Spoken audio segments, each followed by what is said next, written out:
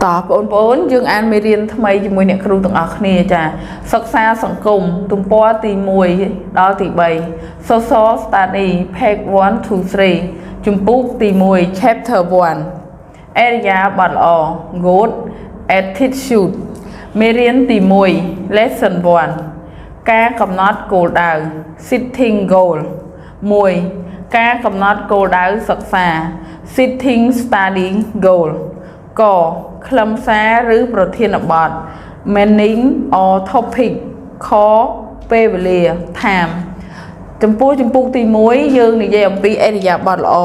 មនុស្សរស់នៅក្នុងសង្គមជាទូទៅត្រូវមានអរិយាប័ត្រឲ្យល្អសមរម្យសមស្របទើបរស់នៅក្នុងសេចក្តីថ្លៃថ្នូរបានចា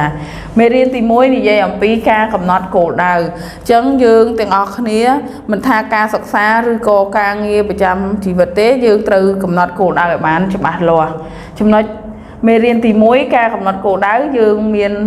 អ្នកគ្រូនឹងបង្រៀនបងអូនមួយចំណុចការកំណត់គោលដៅសិក្សាការកំណត់គោលដៅសិក្សាមាន2ចំណុចកនិងខ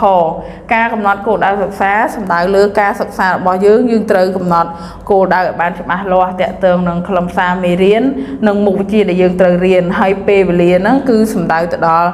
ការសិក្សាពេលវេលាសិក្សារបស់យើងតើយើងត្រូវរៀនមុខវិជ្ជាអ្វីខ្លះហើយប្រើពេលរយៈពេលប្រមាណក្នុងមួយខែដើម្បីរៀនមុខវិជ្ជាហ្នឹងក្នុងមួយឆ្នាំគិតជាឆ្នាំគិតជាឆមាសតើយើងត្រូវរៀនរយៈពេលប្រមាណចំពោះមួយមុខវិជ្ជាចាដើម្បីរៀនមេរៀននេះឲ្យបានលម្អិតយើងនឹងសិក្សាពាក្យកន្លឹះជាមុនសិនចាតោះបងប្អូនចាប់ផ្ដើមអានពាក្យកន្លឹះជាមួយអ្នកគ្រូទាំងអស់គ្នាសិក្សាពាក្យកន្លឹះ1អរិយាបថថ្នាក់ពាក្យជានាមផ្លូវឬគន្លងនៃអរិយាគឺការដើរឈរអង្គុយដេកឧទាហរណ៍មនុស្សយើងត្រូវមានអរិយាបថល្អ2សង្គមថ្នាក់ពាក្យជានាមការរាប់រកគ្នាការប្រមូលរួបរวมផ្ដុំមនុស្សឧទាហរណ៍មនុស្សរស់នៅក្នុងសង្គមត្រូវមានទំនាក់ទំនងគ្នា3ល្អថ្នាក់ពាក្យជាគុណនាមមិនអាក្រក់គឺត្រឹមត្រូវល្អប្រពៃឧទាហរណ៍សមជាមិត្តល្អរបស់បូណា4វឌ្ឍនភាពនាមភាវៈឬដំណើរនាំឲ្យចម្រើនឧទាហរណ៍សង្គមមានសន្តិភាពប្រទេសជាតិមានការរីកចម្រើននិងមានវឌ្ឍនភាព5ផែនការនាមគម្រោងការគោលការណ៍ដែលត្រូវធ្វើឧទាហរណ៍យើងត្រូវធ្វើផែនការកំណត់ពេលវេលាដើម្បីសម្រេចគោលដៅចាឥឡូវយើងអានម្ដងទៀតកូនណាតោះសិក្សាពាក្យកន្លឹះ1អរិយាបថថ្នាក់ពាក្យជានាមផ្លូវឬគន្លងនៃអរិយាគឺការដើរឈរអង្គុយដេក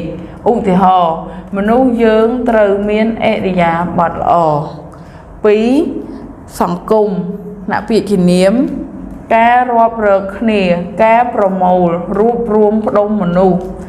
ឧទាហរណ៍មនុស្សរស់នៅក្នុងសង្គមត្រូវមានទំនាក់ទំនងគ្នា3ល្អគុណនាមមិនអាក្រក់គឺត្រឹមត្រូវល្អប្រពៃឧទាហរណ៍សមជាមិត្តល្អរបស់បូណា4វឌ្ឍនភាពនាមភាវៈឬដំណើរនាំឲ្យចម្រើនឧទាហរណ៍សង្គមមានសន្តិភាពប្រទេសជាតិមានការរីកចម្រើននិងមានវឌ្ឍនភាព5ផែនការថ្នាក់ពាក្យជានាមគម្រោងការគោលការណ៍ដែលត្រូវធ្វើឧទាហរណ៍យើងត្រូវធ្វើផែនការ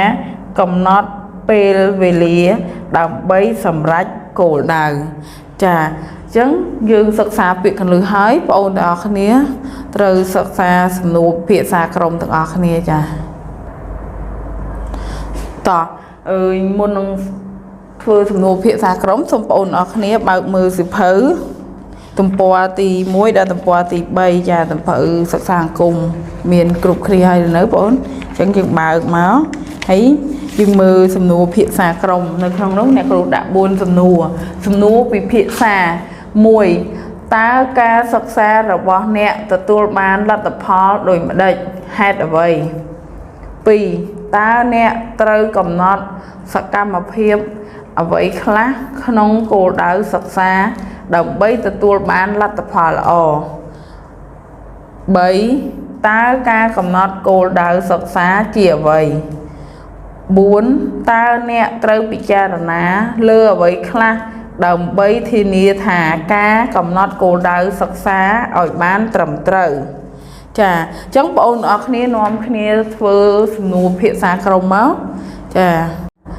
ឥឡូវយើងធ្វើបានចម្លើយហើយអញ្ចឹងយកចម្លើយរបស់បងប្អូនមកផ្ទៀងផ្ទាត់ជាមួយនឹងចម្លើយរបស់អ្នកគ្រូចាតោះបងប្អូនឥឡូវយើងមកមើលចម្លើយរបស់អ្នកគ្រូតើត្រឹមត្រូវជាមួយនឹងបងប្អូនដែរឬទេចម្លើយ1ការសិក្សារបស់យើងទទួលបានលទ្ធផលខុសៗគ្នាព្រោះយើងមិនបានកំណត់សកម្មភាពសិក្សាឲ្យបានច្បាស់លាស់2ដើម្បីទទួលបានលទ្ធផលល្អយើងត្រូវកំណត់សកម្មភាពសិក្សាឲ្យបានច្បាស់លាស់រួមមានខិតខំស្ដាប់គ្រូពន្យល់ហើយព្យាយាមរៀននៅផ្ទះជានិច្ច3ការកំណត់គោលដៅសិក្សាគឺជាទិសដៅដែលត្រូវកំណត់ដើម្បីសម្រេចលទ្ធផលសិក្សា4ដើម្បីធានាដល់ការកំណត់គោលដៅសិក្សាបានល្អយើងត្រូវគិតពិចារណាលើខ្លឹមសារពេលវេលាអ្នកគាំទ្រឧបសគ្គនិងវិធីជំនះឧបសគ្គក្នុងដំណើរការសិក្សាដែលបានកំណត់នោះ1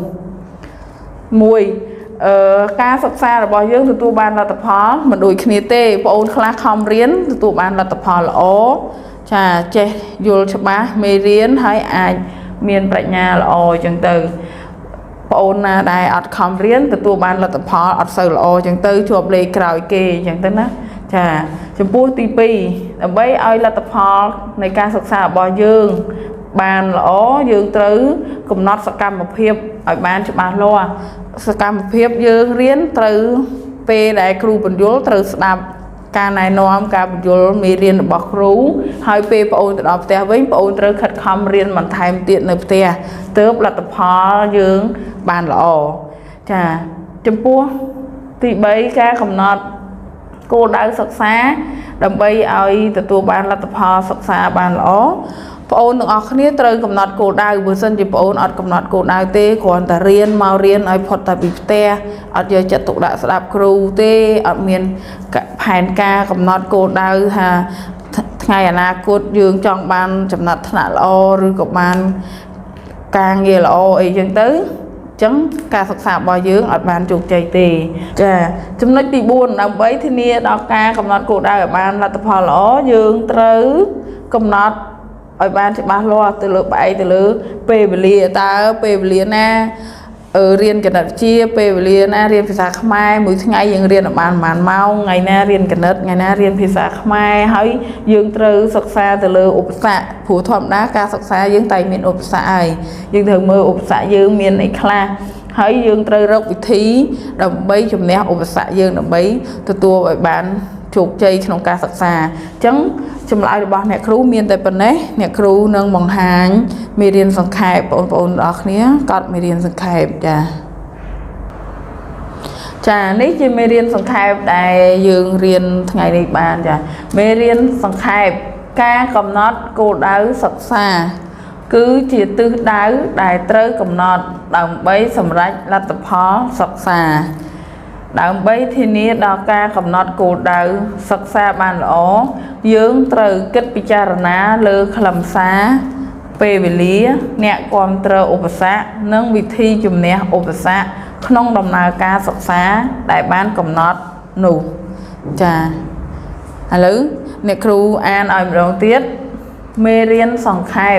ការកំណត់គោលដៅសិក្សាគឺជាទិសដៅដែលត្រូវកំណត់ដើម្បីសម្រេចលទ្ធផលសិក្សាដើម្បីធានាដល់ការកំណត់គោលដៅ សិក្សាបានល្អយើងត្រូវគិតពិចារណាលើខ្លឹមសារពេលវេលាអ្នកគាំទ្រឧបសគ្គនិងវិធីជំនះឧបសគ្គក្នុងដំណើរការសិក្សាដែលបានកំណត់នោះចាអញ្ចឹងមេរៀនយើងបានចប់តែត្រឹមនេះហើយអ្នកគ្រូមានកិច្ចការផ្ទះយកទៅឲ្យបងអូនធ្វើនៅផ្ទះចា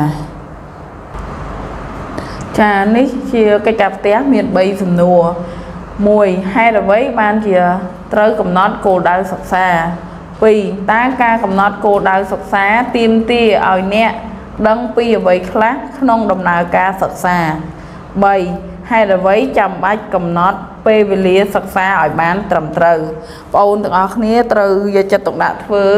ឲ្យបានគ្រប់គ្នាបន្ទាប់ពីធ្វើរួចត្រូវឲ្យអាណាព្យាបាលឬក៏ឪពុកម្ដាយរបស់បងអូនចុះហត្ថលេខាត្រួតពិនិត្យផងណាបងអូនចាអរគុណចានេះជាកិច្ចការផ្ទះសម្រាប់ថ្ងៃនេះ1ហេតុអ្វីបានជាត្រូវកំណត់គោលដៅសិក្សា2តើការកំណត់គោលដៅសិក្សាទាមទារឲ្យអ្នកដឹងពីអ្វីខ្លះក្នុងដំណើរការសិក្សា3ហេតុអ្វីចាំបាច់កំណត់ពេលវេលាសិក្សាឲ្យបានត្រឹមត្រូវចាមេរៀនរបស់យើងហើយនេះចប់តែប៉ុណ្ណេះសូមបងអូនទាំងអស់គ្នាយកទៅធ្វើកិច្ចការផ្ទះដោយយកចិត្តទុកដាក់សរសេរអក្សរឲ្យបានស្អាតហើយពេលបងអូនធ្វើរួចហើយសូមឲ្យម៉ាក់ប៉ាឬក៏អាណាព្យាបាលរបស់បងអូនជួយពិនិត្យកិច្ចការរបស់បងអូនហ្នឹងដោយចុះហត្ថលេខាពីលើកិច្ចការរបស់បងអូនចាហើយអ្នកគ្រូសូមផ្ដាំផ្ញើទៅផ្ទះនៅផ្ទះបងអូនត្រូវអនាម័យឲ្យបានខ្ជាប់ខ្ជួនចាលាងដៃនឹងសាប៊ូចាមុននឹងញ៉ាំអាហារឬក្រោយពេលចេញពីបន្ទប់ទឹកបងអូនត្រូវលាងដៃឲ្យបានស្អាតហើយលាងដៃរួចហើយយើងត្រូវជូតដៃដើម្បីការពារជំងឺផ្សេងទាំងឡាយណាចាអញ្ចឹងអ្នកគ្រូថ្ងៃនេះមានតែប៉ុណ្្នឹងទេអញ្ចឹងអ្នកគ្រូសូមជម្រាបលា